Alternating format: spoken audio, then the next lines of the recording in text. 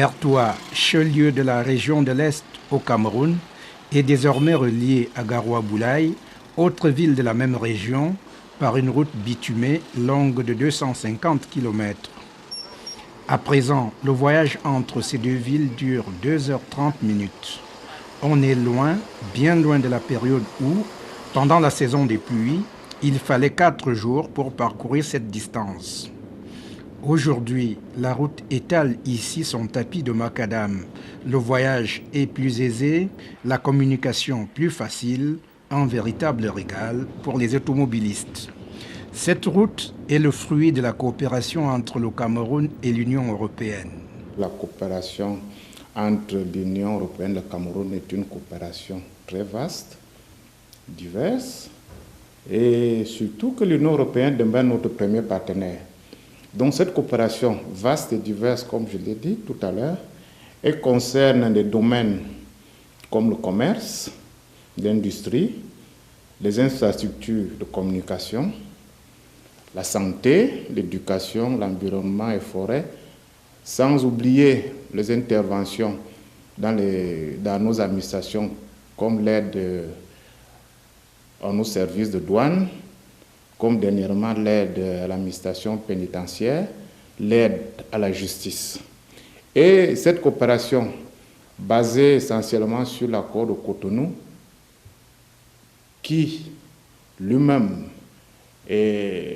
a été basé sur les acquis des différentes conventions de Lomé et de Yaoundé, avec ce nouvel élément qui est la prise en compte des éléments que certains pourraient qualifier de politiques, ainsi des thèmes tels que les droits de l'homme, les principes de démocratie, de l'état de droit et la bonne gouvernance ont été pris en compte. Le secteur des infrastructures de communication est l'un des volets les plus financés par l'Union européenne au Cameroun. Et dans ce registre, la route bénéficie d'une attention particulière, surtout lorsque, comme la route Bertoua-Garoua-Boulaye, elle revêt un caractère stratégique. Mais cette route est extrêmement importante parce qu'elle est stratégique dans la sous-région. C'est-à-dire c'est une route qui représente l'accès vers 2 pays voisins enclavés, la République centrafricaine et le Tchad. Et donc c'est la seule façon d'aller à Bangui et également d'aller à N'Djamena, dans les 2 pays voisins. Ça, d'abord. Ensuite, c'est une région qui avait un déficit, la région est du Cameroun, qui avait un déficit énorme d'infrastructures routières. Ça a été la première route bitumée qu'on a construite dans l'est du pays. Et comme vous le savez en plus, il y a énormément, par exemple, des trafics des grumiers, des poids lourds, etc., qui maintenant, grâce à cette route, peuvent aller au chemin de fer, peuvent prendre les trains à Belabo pour continuer en direction de Douala. Donc tout cela a fait que en fait, cette route a été tout à fait indispensable. C'est un premier maillon également dans les itinéraires qui vont vers Bangui et N'Djamena.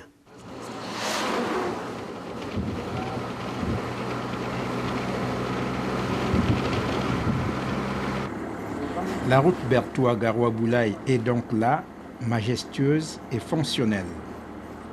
Cette route est une route aux caractéristiques absolument modernes. Une voie de 7 mètres de largeur avec des accotements de 1,5 mètres. Et aujourd'hui, c'est les meilleures caractéristiques qu'on puisse trouver aujourd'hui en ce qui concerne les infrastructures routières.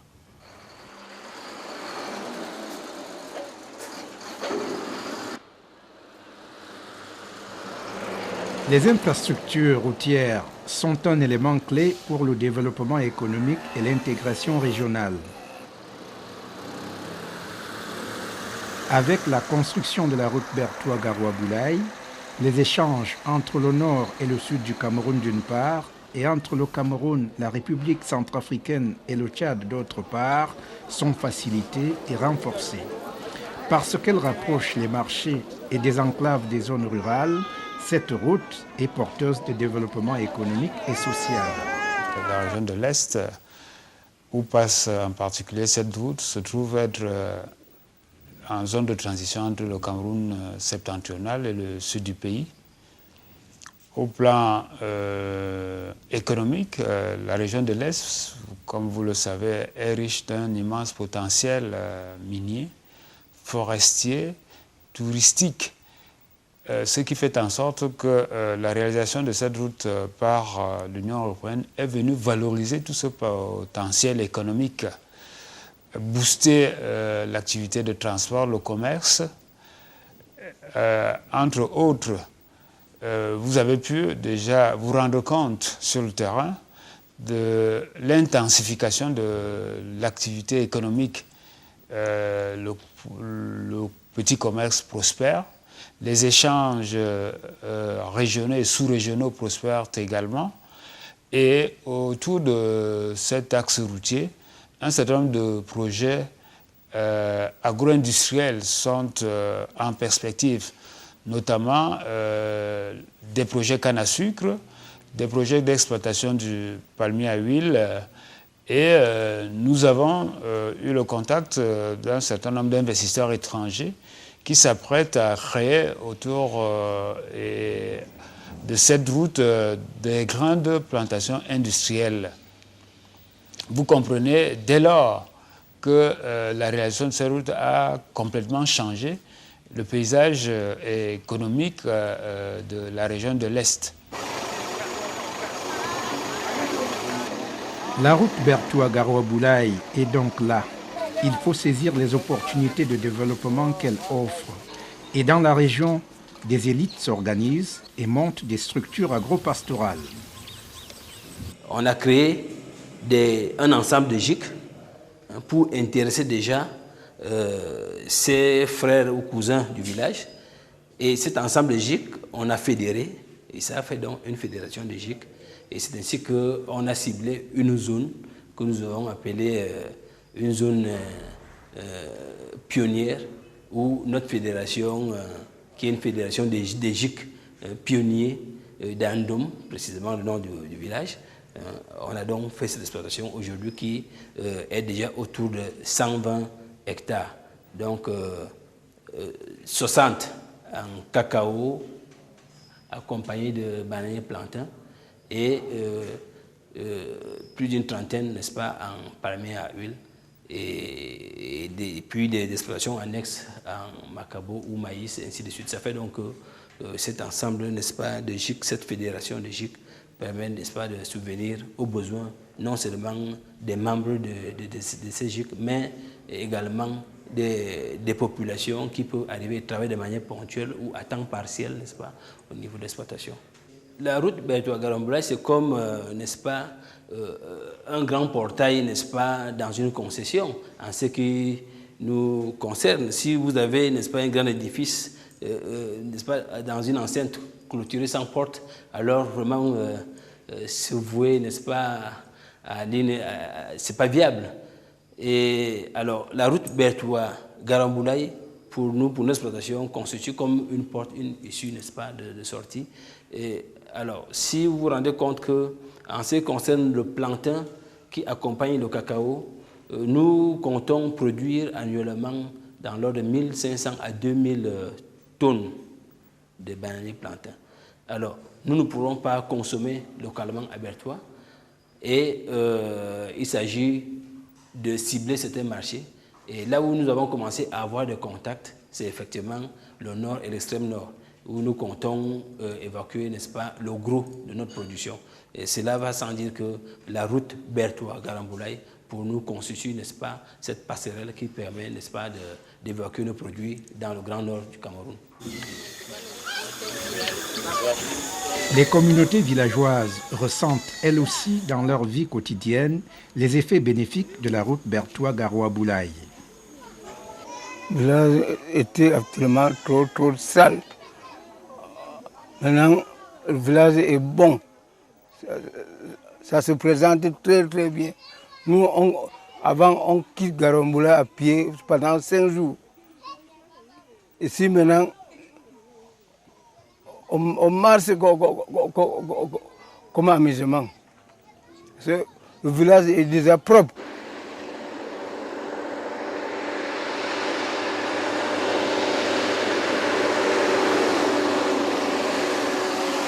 Nous avions fait des cercles et des cercles.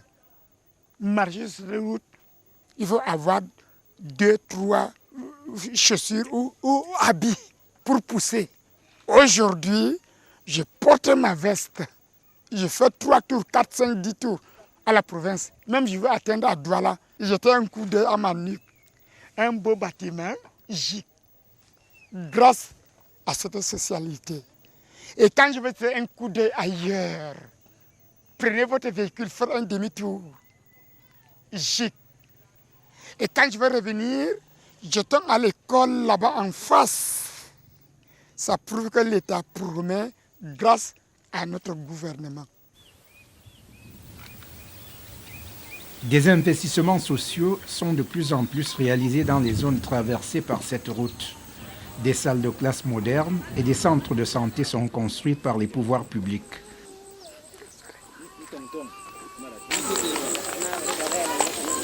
À noter également dans ce registre la contribution très importante des communautés religieuses. Nous avons les malades qui viennent d'Ngoura, de Batouri, de Gargasarali, de Wanden, un peu presque partout, même de Bertois. Nous avons les malades qui nous fréquentent. Ici, dans notre centre de santé, nous traitons aussi souvent l'excès de palu, les infections intestinales et respiratoires aussi, la dermatose et aussi le problème de la nutrition et de l'anémie.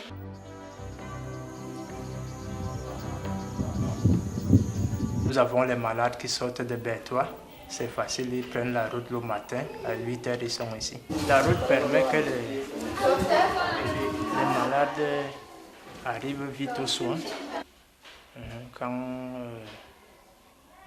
le centre est beaucoup fréquenté à cause de la route. Les maladies liées à l'eau sont très présentes sur le tronçon Bertoua-Garoua-Boulaye. Les pouvoirs publics ont, pour mieux les combattre, lancé plusieurs programmes de construction de puits. Les populations retrouvent donc avec beaucoup de joie les délices de l'eau potable. Un autre signe de développement dans cette zone, c'est la présence des opérateurs de téléphonie mobile. Sur le tronçon Bertoua-Garoua-Boulaye, vous pouvez être joint à tout moment par vos correspondants.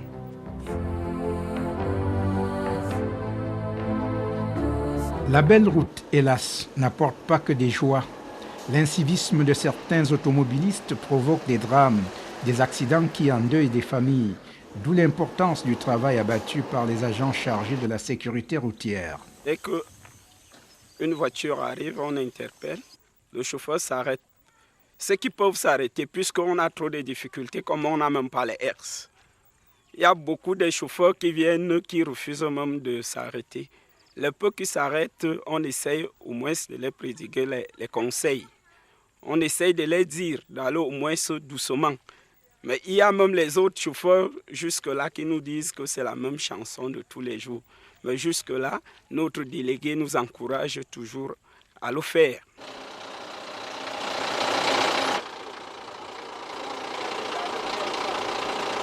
Il ne suffit pas de construire une route, il faut également penser à la survie de l'ouvrage. L'entretien de la route Bertoua-Garoua-Boulaye préoccupe au plus haut point les autorités camerounaises et l'Union européenne. Je crois que du point de vue de l'entretien, nous ne pouvons pas nous plaindre. C'est vrai que la route a été bien entretenue. En plus, on a fait, dans le cadre de la construction de la route, 2 stations de paissage pour éviter les camions, les poids lourds en surcharge, qui, comme vous le savez, détruisent souvent les routes en Afrique. Et donc là, il y a un bon contrôle des très gros camions et il y a un entretien. Du point de vue de la préservation, disons, de la protection de la route, on ne peut pas se plaindre.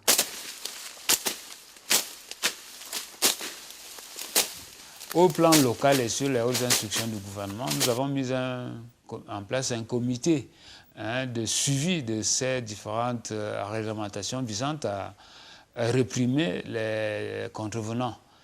Le comité est présidé par le gouverneur avec comme collaborateurs principaux le délégué régional des transports, le délégué régional des travaux publics et il est appuyé par des brigades de contrôle que nous déployons régulièrement sur le terrain pour contrôler déjà les responsables affectés à ces différents postes de pesage et de péage. Il rend régulièrement compte au gouvernement. Il est évident que cela ne se passe pas sans difficulté.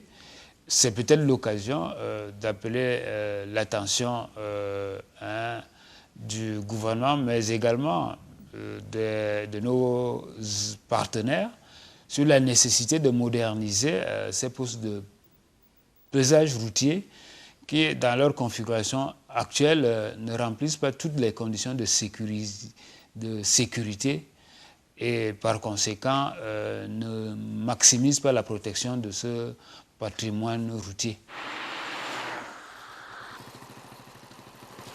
Une bonne partie de ces stations de pessage, il y a déjà 10 ans, 15 ans, avaient été installées avec financement de l'Union européenne.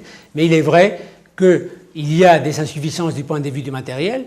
Il y a aussi des insuffisances du point de vue de ce qu'on pourrait appeler la gouvernance, parce que parfois, également, les personnes qui font la gestion de ces stations de pessage, moyennant finance, laissent passer certains camions qui sont surchargés.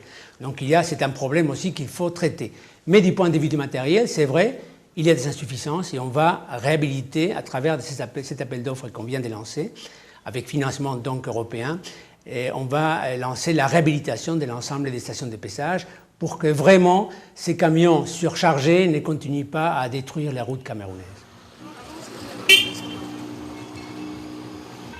La maintenance, c'est une préoccupation de plus en plus présente parce qu'il ne s'agit plus seulement de construire, il faut protéger. Sinon, c'est l'éternel recommencement. Donc, sur ce axe particulièrement, nous avons 2 stations de pesage.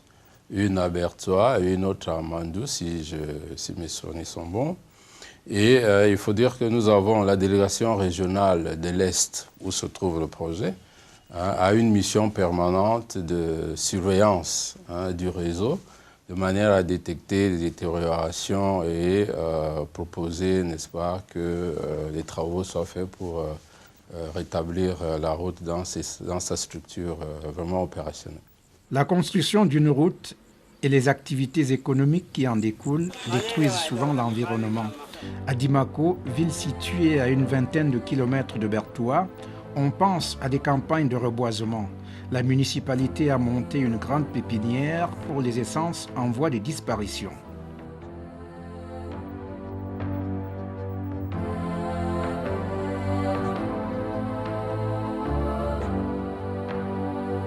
La route Bertoua-Garoua-Boulaye est un grand pas sur le chemin de l'interconnectivité régionale, facteur essentiel pour la circulation des personnes et des biens.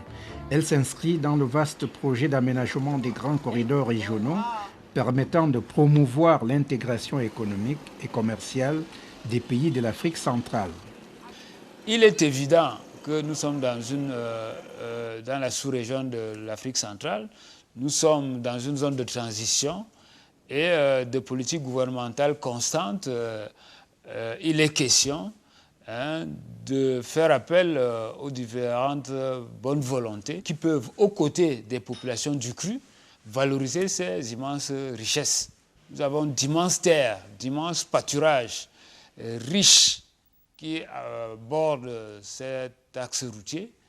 Nous avons saisi les différentes occasions, tournées de prise de contact comme tournées économiques et sociales, pour demander aux populations de redoubler d'ardeur au travail afin d'exploiter cet immense patrimoine foncier à travers la création des plantations, la création des agro-industries, comme je l'ai déjà dit, mais également la constitution de groupes d'initiatives communes afin de se mettre ensemble, non seulement pour faire l'agriculture, mais également pour pratiquer l'élevage.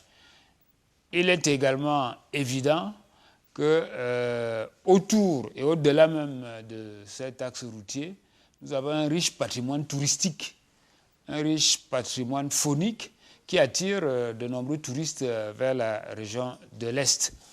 il est également question d'appeler l'attention des investisseurs, des opérateurs économiques, afin qu'ils valorisent ce patrimoine touristique. Grâce à la coopération Cameroun-Union européenne, le Cameroun bénéficie d'un appui très important dans la lutte engagée par le gouvernement pour améliorer les conditions de vie des populations. Cet appui se déploie dans le domaine des infrastructures et dans les secteurs organisationnels. C'est une coopération qui mérite d'être renforcée pour permettre au Cameroun d'atteindre les objectifs du millénaire pour le développement. C'est une coopération riche, diversifiée et fructueuse. Donc je me dis qu'elle ne peut qu'avoir de belles perspectives, notamment si je me réfère aux accords de partenariat économique intérimaire que nous avons signés, et texte sur lequel nous basons beaucoup d'espoir. Nous avons par exemple la stratégie conjointe Afrique-Union européenne, et puis surtout le 10e FED. Le 10e FED, qui va de 2008 à 2013, il y a une enveloppe de 190 milliards de francs CFA, environ 230 millions d'euros, qui est réservé au Cameroun. Vous savez, par ces temps de crise économique, je me dis quand même que c'est une bonne enveloppe, donc ce qui augure de bonnes perspectives à cette coopération. On a augmenté presque de 50% ce qui était le montant du 9e FED, et on va continuer à travailler dans un certain nombre de secteurs stratégiques. Je voudrais mentionner les routes tout d'abord. Ça représente à peu près la moitié de notre programme de coopération au Cameroun. Il y a un projet clé qui a un rapport avec la route Bertoua-Garoua-Boulaye, c'est la continuation, c'est le maillon qui manque, c'est-à-dire Garoua-Boulaye-Ngandéré. Et là, vous savez, ça fait 270 km, des routes qui, en saison des pluies, est très mauvaise. Un collègue me disait qu'il y a quelques jours, il a fait la route et il y avait des dizaines de camions qui étaient embourbés, etc. Et là, on s'est partagé les 270 km entre la BAD, la Banque africaine de développement, la Banque mondiale et nous. Chacun fera un tiers. Nous allons faire la partie la plus proche de Garoua-Boulaye et on va commencer, j'espère, vers la fin de l'année. Et donc, ça veut dire qu'avec l'autre tronçon qui est déjà en travaux entre Ayos et Bertoua, et qui sera terminé, j'espère, l'année prochaine, ça veut dire que d'ici 2013 environ, on fera Douala-N'Djamena par route bitumée intégralement. Ça, c'est le projet le plus important. Également, on continue entre Garoua et Maroua, le bitumage, la réhabilitation plutôt. Aussi dans l'axe qui va par Kumba vers le Nigeria, à partir de Douala. Donc, ce sont les routes, mais aussi, comme je vous ai dit, dans les autres secteurs, l'agriculture, la justice, les finances publiques, on continue à travailler. Mais je voulais juste citer les projets routiers parce que ce sont ceux qui sont plus faciles à visualiser. Nous avons la sécurisation, l'axe lourd. Vous savez, c'est un itinéraire, c'est un axe qui a été construit sans qu'on prévoit, n'est-ce pas, les zones de stationnement, et donc les accidents sont assez nombreux. Donc on aura l'assistance de l'Union européenne à ce sujet-là. Et il y a un vaste programme de réhabilitation des stations de pesage dans le cadre du 10e FED, qui est un programme très important parce que les stations actuelles sont quelque peu obsolètes et ça nous cause quelques désagréments. Des projets importants en perspective dans cette coopération mutuellement bénéfique engagée par le Cameroun et l'Union européenne au début des années 60. Une coopération en mutation qui ne peut être pensée en dehors du cadre du groupe des ACP, Afrique, Caraïbes et Pacifique en général, et africain en particulier. L'ouverture des négociations sur les accords de partenariat économique interpelle le Cameroun à se préparer à la nouvelle donne qui vise la création d'une zone d'échange entre la région Afrique centrale et l'Union européenne.